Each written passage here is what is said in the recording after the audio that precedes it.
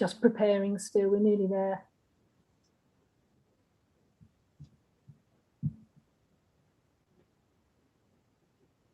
Still preparing. Just preparing. Still nearly there. We are now live. Thank you. First of all, I'd just like to say good morning and welcome to everyone to this meeting. This is the meeting of the Joint Waste Collection Services Committee. Before we start, I'd certainly like to also welcome Councillor Ashley Tilling to the meeting. Councillor Tilling's, this will be his first meeting, so welcome to Councillor Tilling. So, going through the agenda, first of all, have we got any apologies for absence? We've received apologies for absence from councillors Kevin Davis, Marissa Heath and Caroline Salmon, which does unfortunately make this meeting inquorate, but we can still continue, but we just can't make any decisions. And taking note of that, members of the committee, I just will say that we will not be doing item 2 because of that very reason. So we're going straight on to item 3, which is the minutes of the last meeting, which you have before you. That was a meeting that was held on the 4th of March. Has anyone got any points they'd like to raise regarding those minutes? If we take, I therefore take it that we're all happy with those minutes, and we therefore agree the minutes of that last meeting. So moving on to item number 5. Joint Waste Solutions. Sorry, you've missed out declarations. Oh gosh, sorry, I do apologise. Oh dear, it's right in front of me as well. Sorry, item 4. Are there any declarations of interest? That's a no. Thank you for correcting me there, keeping me on track. Item 5, Joint Waste Solutions 2021 Financial Outturn Report. So Adrian Flynn, I believe you're going to speak on this particular item. Adrian. Thank you. Good morning, members. This report sets out the outturn position for JWS for the 2021 financial year. Annex 1 of the report shows the Contract Management Office CMO income and expenditure. Expenditure was 2.381 million against a budget of 2.630 million, representing an overall underspend for the year of just under 250,000.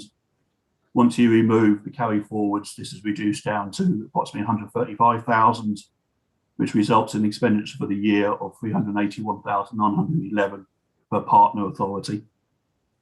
The carry forwards which were approved by the partnering board are noted on page 5.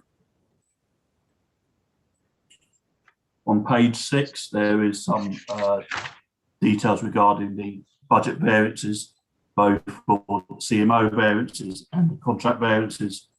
The CMO variances are, there's nothing unusual there. We've been reporting these underspends for the vast majority of the year. So I'll just talk to you about the contract variable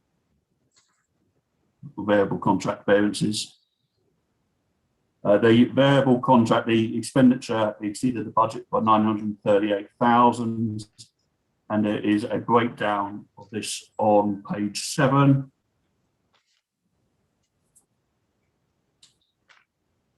Garden waste, the overspend of 62,000, mainly down to customer numbers being higher than expected.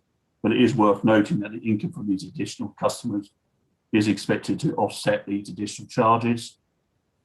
The contract management container management costs were 187,000 above budget, and this is attributable to increased volume of bin orders and other container types during lockdown. And some of these bin orders are linked to the increase in garden waste customers, and so this cost element can be offset by the increase in garden waste income. And thirdly, there is, which is the highest amount, the agency staff during the COVID pandemic. It makes up about 691,000 of that overspend. And again, this has been reported to the committee over the financial year. And I'm happy to take any questions. Thank you, Adrian. Members, has anyone got any questions to Adrian in regards to this particular item? Please show your hands. I can't see anyone on the screen, Catherine. No.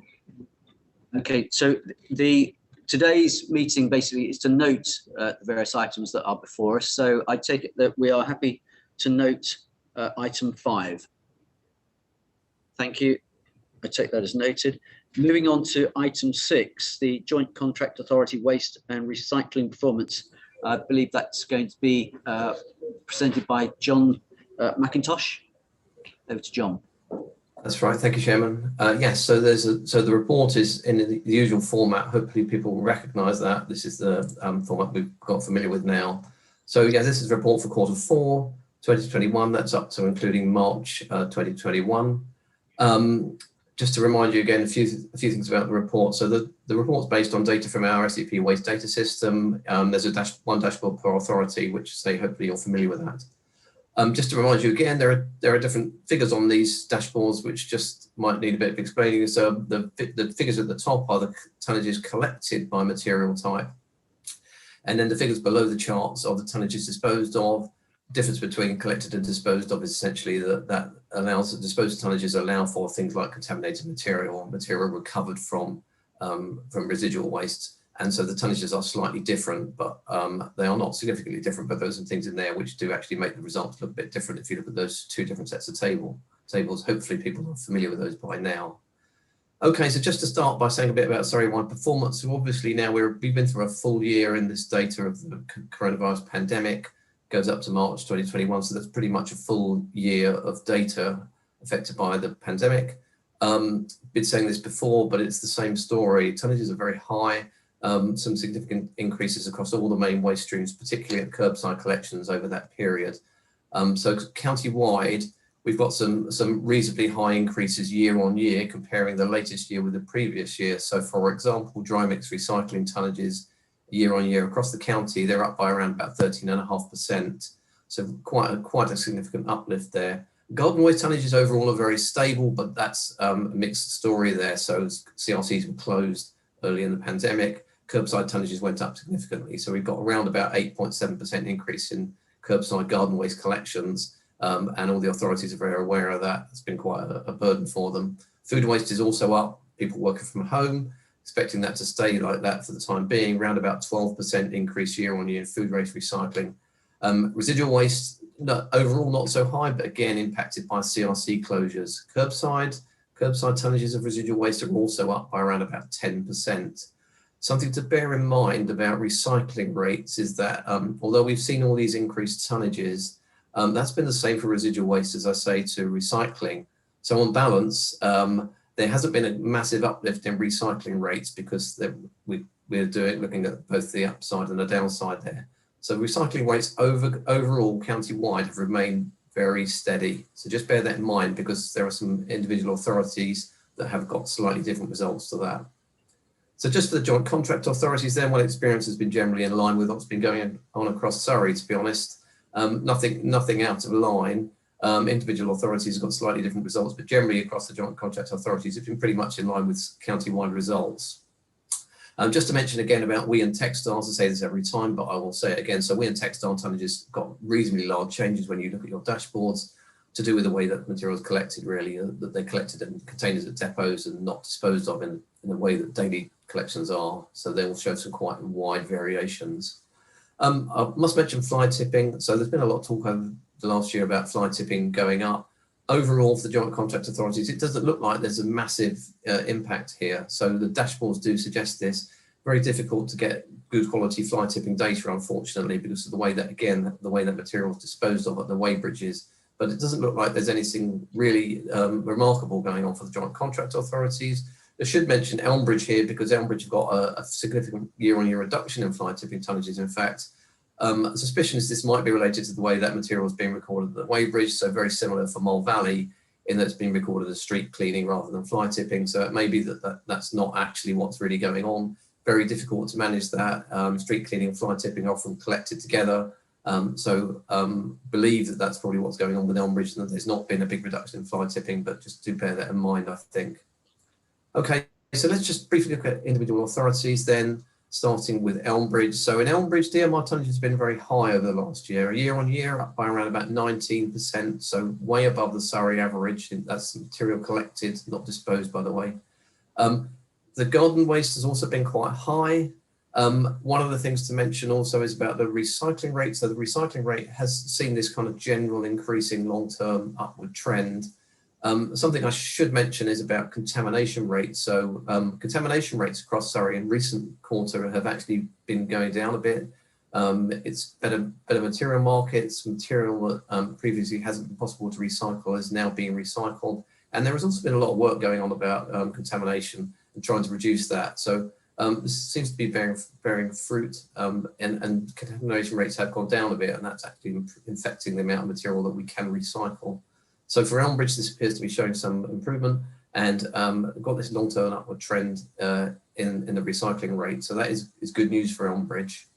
One thing to mention that, in case people have noticed it, that there was some other recycling in the previous report that was mislabeled for Elmbridge. It should have been, it was allocated to Mole Valley, and that's been reallocated to Elmbridge. So for those Elmbridge and Mole Valley results, if you are looking at that other recycling, other waste, and because I was asked about this last time, that's actually changed. So just to bear that in mind, please.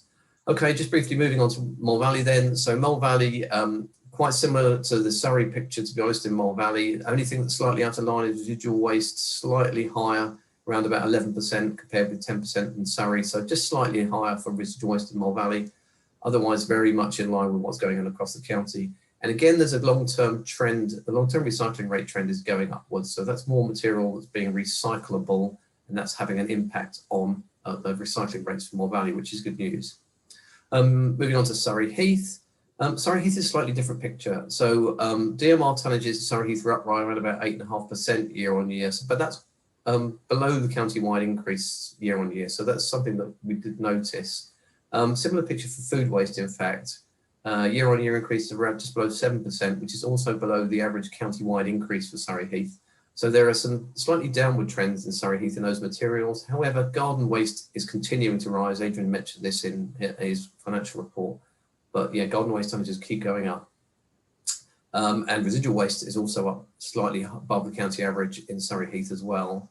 Overall impact of that on the recycling rate of Surrey Heath, if you look at the Surrey Heath dashboard, is there's this slightly downward trend in the Surrey Heath recycling rate.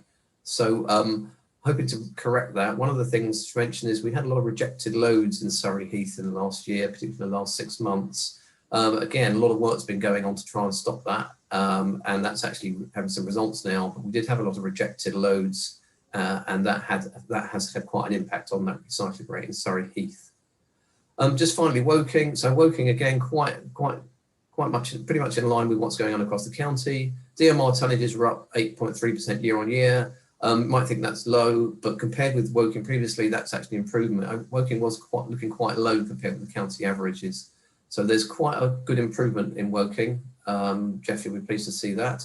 Food waste tonnages are also up 10%. Residual waste was up a bit more than the county-wide average, 13%. But nothing remarkable, but we have had some good results with Woking's contamination rate, so that has been coming down. And that means, again, the long-term trend of the recycling rate, if you look at that dashboard for Woking, the long-term trend of recycling rate is sneaking upwards. Good news there for Woking. So that's pretty much it. We have the joint strategy performance shown there for completeness, just put that in there for information. The only other thing to say is that the next report will be going to the September 2021 round of meetings. As always, that's dependent on the data being received from Suez in time for that report. Said it before, but I'll say it again, we do typically have difficulties getting that material, those tonnages turned around from Suez in time. I would love to have more information for you when I present this report, but we're very much turning that around as quickly as we can to get the report out. But I do hope that that's of use to you and helpful information. Okay, thank you. Any questions? Thank you, John. Members, has anyone got any questions for John following his update and his report? I can't see any hands. Chairman, could I just make an observation? Please, Tim. Chairman, yeah, I mean, John's quite right with the Surrey Heath rate. The performance has gone down, but hopefully John will also appreciate that the Surrey Heath rate is very high, and it is the highest rate in Surrey and probably in the top 6 in the country. So although the rate has, I think some of the messaging is perhaps saying that the Surrey Heath rate is deteriorating, and we have had a bit of contamination in that last quarter. But I would like to to just make the point that it is well over 60%, and it is the highest rate in Surrey. Thank you. No, well noted. No, thank you very much indeed. Are there any further questions? Councillor Tilling and Rayleigh. Councillor Tilling.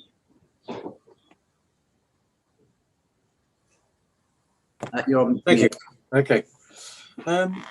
Yeah, can I assume that we wouldn't expect recycling rates to continue to increase, that they should plateau out as we encourage more and more residents to reuse and refill? And in fact, I do wonder whether we are doing enough to encourage reusing and refilling rather than just recycling. Thank you. So, I mean, I think the answer to that is no. We wouldn't expect recycling rates to plateau because there are things like contamination where there is a lot of activity going on to try and reduce contamination. So contamination rates of contaminated material, that's the percentage of material from mixed recycling that isn't recyclable, but those rates are around about 10%, and they've been lower before. A lot of that's to do with the material markets. Material markets are improving at the moment. That means that it's easier to get the material recycled. I mean, that is obviously could go up and down at any particular moment in time. But I think that my expectation would be that recycling rates should be able to go up further. Noting that the government waste and resources strategy is likely to change the picture quite significantly about what material can or can't be recycled. But I would have thought that if we can get contamination rates down and do some more targeted interventions that are being put in place, will give good results. I would have thought we can nudge those rates up a bit. I mean, there is a limit to recycling rates. Something that people don't really realise is there are a lot of material in the waste stream that is not recyclable. So, you know, if you were to get your recycling rate to 70%, that's an excellent result. 75%, I think, is almost the maximum you can possibly do for most authorities, noting the amount of material that cannot be recycled. So do bear that in mind. 100% is not achievable. So, but I would have thought that there is room for improvement. I have to be honest. I do think that's possible. Yeah, good. Thank you very much. But a lot of work's going on to make that happen. You know, so that is Right. that's the hope. Thank you for that reply, John. Ray, I believe you have a question. Yeah, it's probably more of a statement than a question, actually, because I'm not sure John can answer it, being fair. But at the beginning of the COVID pandemic, we saw waste levels going up and total waste started going up. And I think we passed it off a little bit, didn't we, as we're in lockdown, so it's bound to happen. We're coming out the other side now and the figures still seem to be rising. And I'm just wondering if there's some work either we collectively or the Surrey Partnership needs to do to actually say, what are these extra tonnages here to stay? Because operationally, that's putting quite a lot of pressure on us with the extra volumes and the extra trips and tipping and all the rest of it. And is there a bit of work we need to do to try and analyse whether that's actually going to come down or whether that's a new norm for us? Thanks, Ray. Yeah, so we've been monitoring tonnage. Originally in the pandemic, we were monitoring tonnages weekly through SEP officer calls. We've switched to fortnightly, and now we're kind of doing that monthly now, in fact. But what we have been doing is monitoring the profile of those tonnages throughout the pandemic. So at the beginning, those were very high. Then in the summertime last year, they came down, but they were still much higher than they had been. Obviously, went up again Christmas, New Year, very high again. They do seem to be at a steady level now. We look at the charts, the charts that we look at in that group have a very horizontal line for what the tonnages are for all the main waste streams now, food, residual, DMR. You know, they're up and down slightly, but it is very steady. Who knows what will happen when we get to the 19th of July and maybe people go back to the office. Food waste may come down again, but I would have thought there's a likelihood that is going to stay at the tonnage is going to stay at or around that higher level. In terms of the ability to cruise to collect, one of the things we were testing early on in the pandemic was the ability of the system, that's the transfer stations, crews, vehicles, everything to cope with that system. When we were looking at historical highs, you know, what's happening, what were the highest ever Christmas collections, and how did the crews cope? We've kind of concluded that the system can cope, that transfer stations can cope. Obviously, the County Council have done a lot of work with Suez to ensure that that's happening. But I mean, I think the question. I think there's a wider question. I think it's a good idea for the SEP to look at that as a general. Is that sustainable in the long term? If that happens, if we got the right, are we just getting by on the skin of our teeth? I must say, not being close to operations, I wouldn't know whether we're just managing that or whether that's being maintained comfortably. Maybe Richard or Joe or someone from the ops side might comment on that. I just haven't got a feel for that, I'm afraid. Yeah, I think it feeds in, doesn't it, to what Councillor Tilling was just saying, which is at a time when we should be doing more repurposing and reuse and the rest of it. Our waste figures seem to be rocketing. It's just because of COVID, and when we get back on some sort of normality and we start promoting the recycling and the reuse and the rest, it will come down. But it is a worry operationally. Okay, so we've got an SEP officers call this afternoon. I'll raise that on that call. I mean, one of the things that people are that is it kind of the elephant in the room almost is the DEFRA waste and resources strategy, which is going to fundamentally change collections nationwide. That's in the pipeline. I mean, that's still a couple of years away. Obviously, there's a lot of work going on preparing for that. I think there's maybe a nervousness about changing the way we do our collections prior to finding out what's going on with that. But I'll raise it. I mean, I think it's right to discuss it and keep it on the radar because those tonnages are staying high. There's no sign of them coming down. Thanks, John. Okay. Thank you very much. Thank you, Ray, for your question. Also, thank you for the reply, John. Are there any other hands or any other questions? I can't see anyone. Can I just ask a point myself, please, if I may, to John? As regards looking at Surrey Heath, which is obviously my specialist patch, if you like, I was just curious about a couple of the points. On textiles, the moving annual total was 342 in March 2020, and it's dropped down to March 2021 to 119. And on the other recycling, the March 2020 total was 131, and then March 2021 was just 2. Is that what do you think that is? So it was like textiles is easier. So the textiles, what I mean, when the pandemic started, there was the textile market disappeared. Basically, there was no textile recycling. The CRCs were closed. It's very difficult for people to get rid of their textiles. And at that time, the expectation was that people still had those textiles to get rid of. And I don't know whether they may or may not be putting them in their residual waste. Really, just don't know about that. I suspect some of them were going in there, old textiles. People probably storing those up. And we've been looking at this with textiles, and it's very difficult to see what's going on. A lot of textiles go to bring banks. The bring bank tonnage is basically the data for bring banks is not as good as for curbside collections because we get that information through third parties. So it's very difficult to say what's going on with textiles. My suspicion is that tonnage really has come down because a lot of that material would have gone in the residual waste earlier on in the year when the CRCs were closed. But it's very difficult to tell from the data. So I've kind of dodged that question, but I don't know the answer, but I suspect that there hasn't been a massive decrease in textile tonnages. That's just what our data shows. Okay. And the other question is harder. So the other recycling elements are essentially, this is a lot of its material that's collected from residual waste, or it's material that's recovered from things like sweepings and so on. Other waste is material from sweepings that can't be recycled.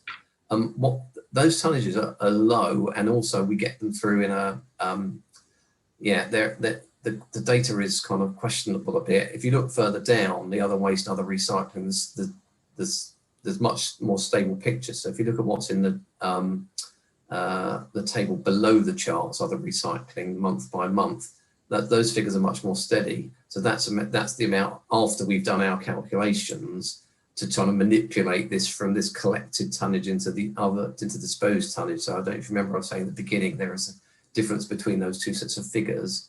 Disposed tonnages is more useful for calculating recycling rates. Collected tonnages are what actually goes over the weighbridge, and then we have to do some manipulation with them. That's not straightforward, I might add. So I don't know. Again, sort of towards the question there, but I think I would encourage people to look at the disposed tonnages if you're looking at other waste and recycling. Thank you. Good. Just finally, one point I would note that when you mentioned during your report the rejected loads that have been sort of a focus, and I would just like to point out, I think the excellent work that's been done where you've actually focused on areas and you've actually written to residents and things. And I think that was an excellent piece of work that the team did.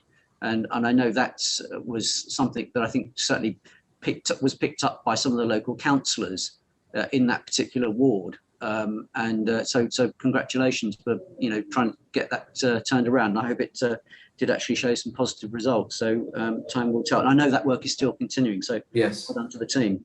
very much. I can't take any credit for that myself, but and my operations colleagues, Jo and her team, done a lot of work there, I know. So yeah, really good to hear that that's being appreciated. No, thank you. I think it's important to make that, to make it known that because you did mention about rejected loads. So I know there's some work going on behind the scenes, and it's great to be able to acknowledge that to Jo and the team for all the superb work you're doing. Okay, members, so that was item 6. And obviously we are just noting these items today for note.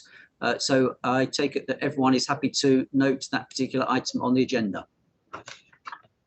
Thank you, members. We're now moving to item number 7, and that's the AMI Annual Contract Services Report. And I believe Nicola Blake is going to present this particular part of the report.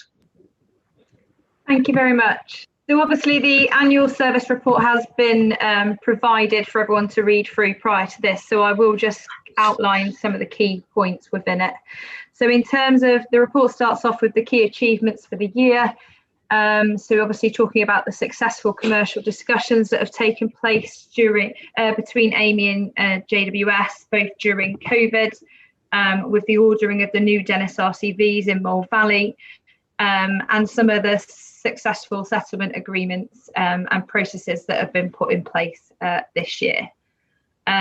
Moving on to the improved KPI results and street cleaning lab surveys, which have seen a significant improvement year on year, roughly a 58% improvement on KPI results, and lab surveys, 11 out of the 12 lab surveys exceeded the expected standard and resulted in 0 deductions. The Garden Waste Administration Service, over the past 10 months, we've made significant advances on the Garden Waste Administration Service, which has previously caused some issues for the respective areas in Surrey Heath and Woking. The IT attack that AMI suffered from earlier on in the year has delayed that work slightly. However, we are now in a position where we've been able to share subscriber numbers and details around those individuals that sign up for our garden waste service and start to actually invoice for garden waste accounts, which is a good place to be. In terms of social responsibility, obviously we've put quite a lot of effort into that area this year in line with AMI's new social value policy. So we've significantly improved links to community groups like SAFA, the Dorking Refugee Support Group, and also Surrey Police. We've also supported the Junior Citizens Programme by upskilling local school children on various recycling initiatives, which has proved to be very successful. And we're continuing to work on both these areas and some new schemes going into the new year on things like rehabilitation of offenders and further military support schemes to bring people onto the contract from those backgrounds. And then the last part is around the successful response to the COVID-19 pandemic, whereby as a result of the work between ourselves and JWS and the support received from the councils, we managed to deliver the full contractual services throughout the pandemic.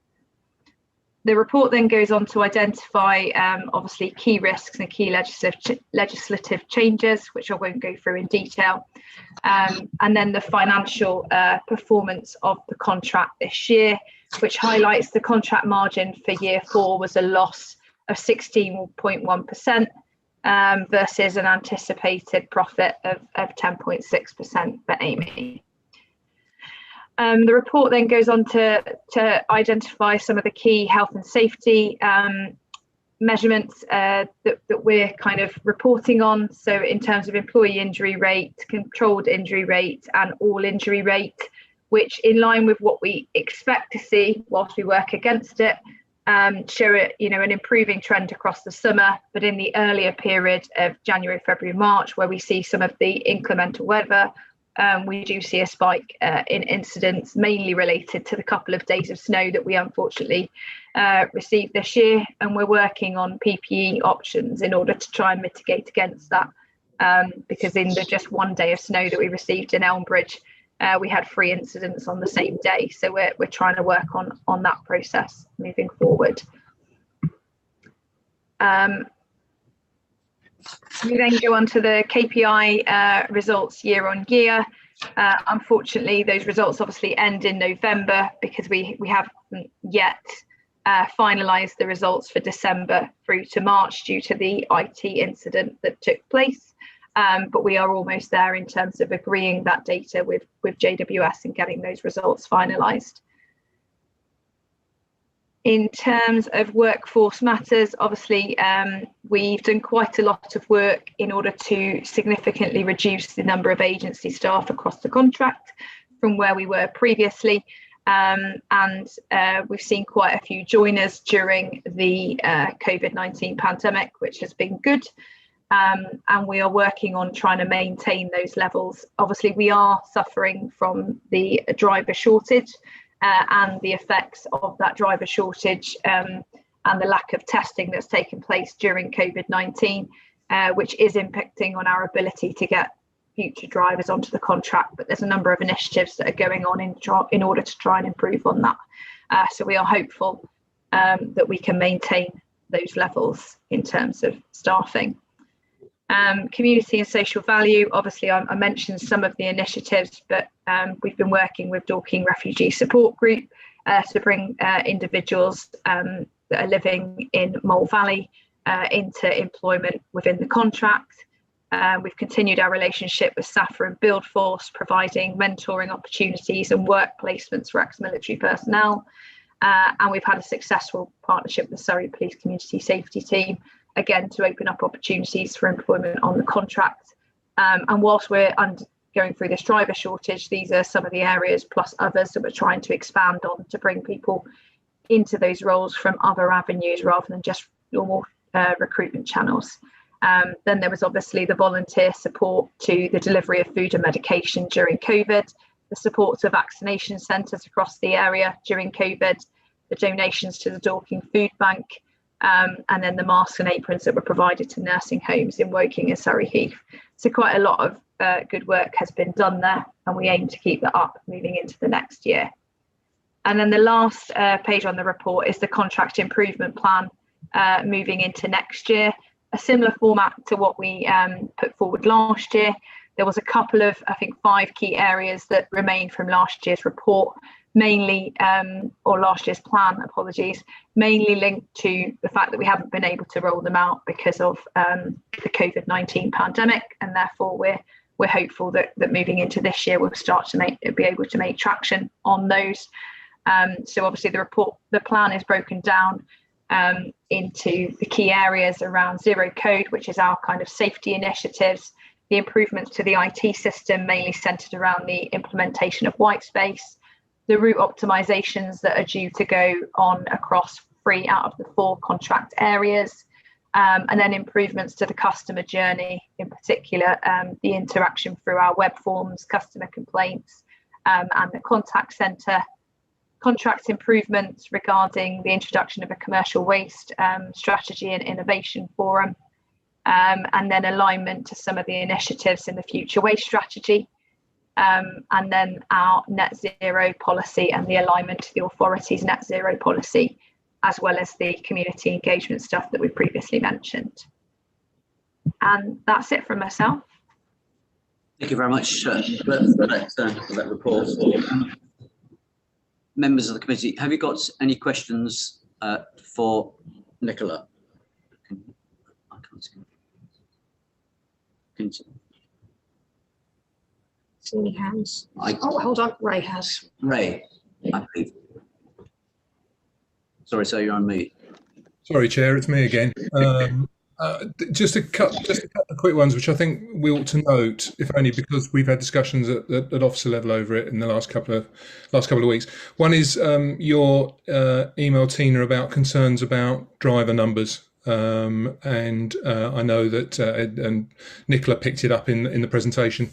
We're not unsympathetic to that. We see what's happening in this industry, and we see what's happening nationally, and that there is a problem that potentially is rolling our way. I think we have replied to that simply on the basis that we don't want to have a general release of KPIs, but we're more than happy to sit down with you as issues arise and deal with them, because there's no point in us forcing KPIs if you're struggling for drivers. But we just like to see it on each on its own merits rather than a blanket, we're going to take away the KPIs while that happens, if that makes sense. And then the other one was Nicola. What's happening to Nicola? Martin, do you want to? Is this where I step in? Hi. Yeah, look, the situation with Nicola is that Nicola, as part of a wider sort of organisational change that happens periodically within Amey, is Nicola is going to move on to a new contract challenge opportunity that's arisen across the highways and waste business. And that's something that will happen by transition over the next couple of months or so. And through that period, our intention would be to introduce a gentleman called Paul Anderson, who's currently has a similar sort of responsibility for a contract with a lot of parallels and similarities to Surrey in the north of England. And he will commit time to this contract to lead really and support the operational and the commercial team that we've got that are doing a very successful job at the moment. Obviously, with a particular focus on implementing the operational improvement changes that we're in discussion with yourselves about now. So yes, it's an opportunity for Nicola to develop her career further, and we'll do that in a sort of a managed way. She's not disappearing out of the company or anything else like that. So we've got the benefit of that learnt experience, and she'll share that with Paul over the coming weeks. Well, my congratulations, Nick. And I know you're not quite going yet, but thank you anyway for all you've done down at the depot. You've done a fantastic job, because it was a little bit of a basket case when you arrived. And I think you've done a brilliant job over the last few years getting it sorted out and getting the sort of performance you're able to show us today. So thank you for all of that.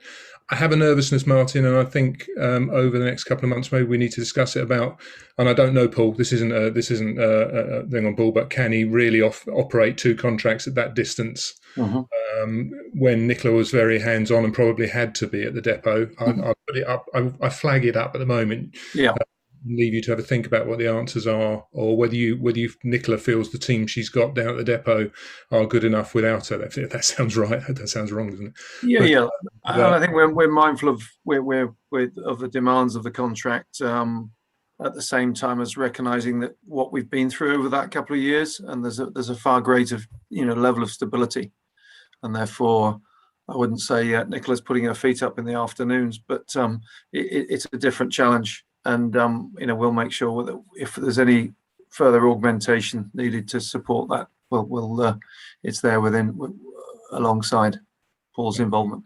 All right, it's noted. Thank you. The only other thing is we'll all have to be a lot more careful about who we send emails to in the future. Now we've got two Paul Andersons. Yeah. I'll leave it at that, Nicola. Thank you. Thank you very much. Thank you, Ray, for raising those points of concern. And Martin, thank you for your reply. I also would like to say and have it noted that a big thank you to Nicola for all of her work during the time that I've been with this committee. Her enthusiasm and commitment has been quite outstanding. And I remember the days, in fact, when we even used to have meetings in the same room. How long ago was that? So I thank Nicola, and I wish her well in her new position. And it's also good to see that with obviously the transition going forward, Nicola will be around to obviously help Paul as we progress. But thank you very much for the reply, Martin. Are there any other further points that anyone would like to raise as regards this item 7? Right, thank you, members. I think therefore we just note item 7 and we move on to item number 8, which is the joint contract area work programme. And I believe, Joe, you're going to present this particular paper. Thank you. Yes, that's right. Thank you very much. It was just a brief overview and recap really on the programme that we brought to the committee in March, as much for the benefit of the new committee members as well as to confirm the finalised programme based on some feedback we received at that March committee, but also that came through the SEP meetings, that obviously there's a large amount of overlap between the programme we're delivering and the programme delivered by the wider JWS team for the partnership. So based on those two channels of feedback, we've just made some minor changes, and so the final programme is shared here in the appendix. It was also an opportunity to update on our reporting process for the year. The programme covers specific projects that we're delivering, as well as the business as usual elements of the work that we do. And the intention is to circulate our Q1 report by email in the next few weeks, so that'll come later this month. And then at future meetings, we'll be bringing up-to-date progress reports on how we're delivering the different elements of the programme. There are obviously lots of things underway already, sort of a couple of spoilers for that email that will come out later. Things like our disposal arrangements for the curbside we actually start with a new agreement on disposal of that today, which, although it wasn't a huge element of our budget, is going to deliver a small saving, which is brilliant. And as you've heard mentioned in some of the other reports, a lot of work to deal with contamination, reduce that in our curbside recycling. That's been work delivered at the depots with crews, as well as out on the ground, and contacting residents as well. And as we've seen, we're hoping that that's starting to take an effect on the recycling figures and the rejected loads. Lots of what we're doing ties in with Amy's improvement plan, so the areas that Nicola's just outlined. So as timescales for those projects, such as the IT, are firmed up, then we'll obviously be making sure that we've got sufficient sort of people and time allocated to contribute to delivery of those as well. So really that's all I just wanted to cover. Obviously, if there's any questions, I'm happy to answer them, but just to confirm, you'll receive that progress report shortly, and then we'll bring further reports to future meetings. Thank you, Jo, for that. Members, are there any questions to Jo regarding the contract area work programme? I can't see any hands. So therefore, again, thank you, Jo, and members, are we happy to note that particular item as well? Thank you, we've noted. So that's basically is the last item on the agenda today. Just to say that the next scheduled meeting is Thursday, the 30th of September. And so hopefully you might even, well, if all goes well, we should be in the same room. But there we go, there's an optimistic view. Before we do actually close the meeting, there is another matter that I would just like to cover off. I would like to say a very personal thank you to Tim Passion for all of his work, commitment, dedication to this contract over probably too many years that he'd like me to remind him of. But his expertise and knowledge with regards to the work that he's done, as it will in fact be his last meeting, his meeting today, and he will not be with us on the meeting of the 30th, as he would have gone into retirement by that time.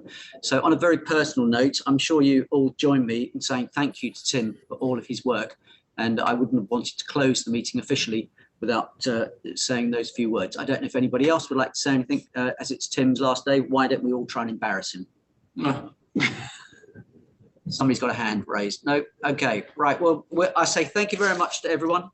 Have a safe weekend, and I look forward to seeing you on September the 30th. Sorry, Tim. Chairman, sorry. Thank you very much for those kind words, of course. And there's still quite a lot of work to do, and there may well be, I don't know, I'm just guessing there could be an extraordinary meeting coming up before I retire. But could I also say, not wishing to embarrass him as well, but John, I think this is probably your last formal meeting as well, John McIntosh? Yes, thank you, Tim. Yes, this is my last meeting. I'm going to be leaving Joint Waste Solutions in August. So yeah, thank you that this is my last meeting. So somebody else will have the honour of presenting the performance report next time. Well, again, I appreciate that. I pass on the same comments to yourself, John. Many thanks to you for all your work, and I wish you all the very best, and thank you. Thank you. Okay, members, thank you very much indeed. I formally close the meeting.